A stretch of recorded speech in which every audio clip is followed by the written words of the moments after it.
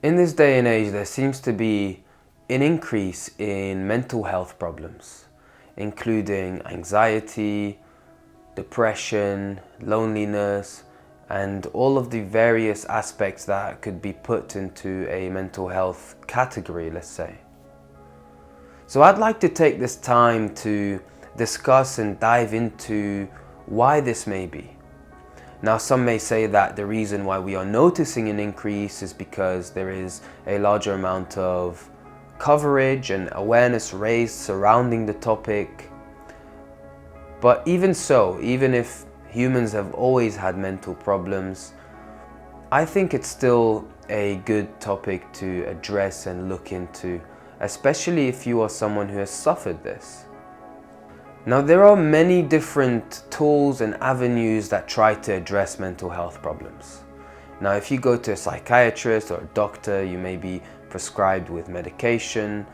If you go to a clinical psychologist, they may invite you to do some exercises to try and overcome and look beyond the mental health problems. And even belief systems and religion may be there to try and also cover up or act as a form of psychiatry to some extent.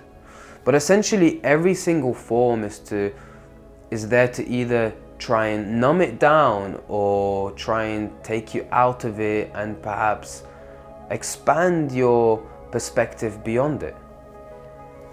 Now, whichever avenue you look at, it may provide some support in the short term or maybe long term, but it all boils down to one thing, and that is that most mental health issues arise because of the lack of meaning in life. Now, different individuals around different parts of the world are brought up in a different way. If you are brought up in the West, you may be encouraged from a very young age to take on a sort of every man for himself type of mentality, where you are outputting all of this energy and action into life to try and support yourself.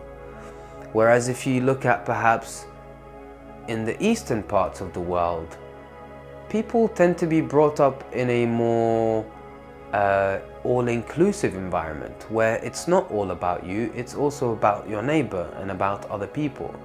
And it's also no coincidence that in those parts of the world there is a lot less depression and a lot less mental health issues that arise. And you don't really have to dig into all of these statistics to find this. If you travel into the Far East, you'll notice that a lot more people have smiles on their faces. And when you are walking through the cities, the streets of a Western place, you'll notice that people have longer faces. It's almost like they are tired of whatever they are doing. And so addressing this will tell us something. And that is that when you are on the path to try and find your meaning in life, to live this meaningful life, are you doing it with the every man for himself mentality, i.e. a selfish way, or are you doing it with an all-inclusive mentality, i.e. the selfless way? Now, the problem with trying to introspect and try and search and explore the meaning of life, perhaps, with you being the center of the universe, you have no option but to end up in a nihilistic place at the end of it. Because you are the center of the universe, as you are exploring this, you always tend to come to a position where there is no point in doing this, and there is no point in doing these things that I love or that I used to love, because at the end of it, I'm gonna die and it's all gonna be going to waste.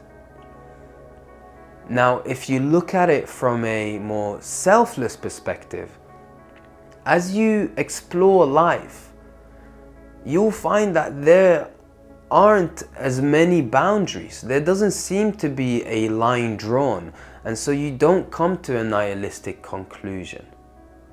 And so what happens here is you have now invited yourself to look beyond yourself. And guess what? Meaning can only be found in a place that is greater than yourself. Now, it's very difficult for me to tell you what it is that is meaningful in your life. And that is something that we've got to focus on. But I'll tell you about myself.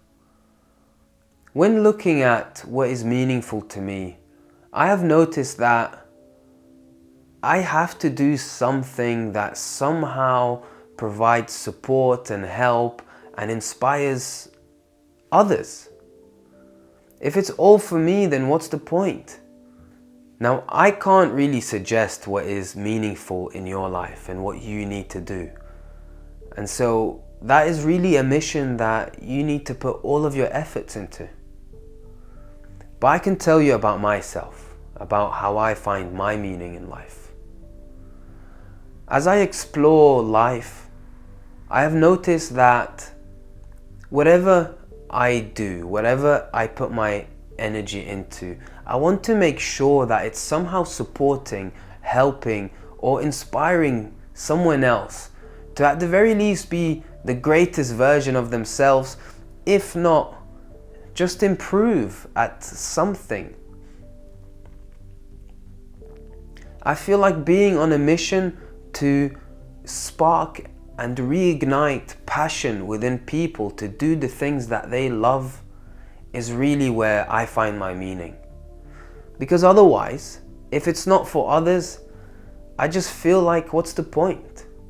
I mean, if you really like carrot cake, which I really do, by the way, it's not as nice eating the whole carrot cake on your own. It's a lot nicer when you actually share it with others, because seeing the joy of them eating the carrot cake just seems a lot more meaningful and enjoyable. It's quite difficult to explain, but try it. Maybe try doing an act of generosity. Maybe help someone out who needs something. At the same time, another thing that I can suggest is to do that which you feel like you lack for someone else. So if you ever find yourself feeling lonely, pick up the phone and call someone on your contact list that you maybe haven't spoken to in 2-3 years. See how they're doing. Ask them questions about their life. How's your life? How have you been? What have you been up to? And maybe make them feel like they are not lonely, even if they are not lonely, still. And see how you feel after this conversation. Now, if I could summarize this whole talk into a few sentences, it's essentially an encouragement to try and find your meaning. It is there. And perhaps you may have to put all of your energy and awareness into it. And if you have found your meaning, then maybe encourage other people or inspire other people to find theirs. And sometimes the most difficult thing we can do is to simply just show up and continue to thrive. I mean, look at the most basic forms of life. Look at an ant, or even more basic than that, look at a plant. You notice that when a shade is covering it, it will try to grow around the shade in order to reach out to the sun. And if it ever gets knocked over, it will try to regrow the stem and stand back up. And so in this case, you are no different. You can do it too.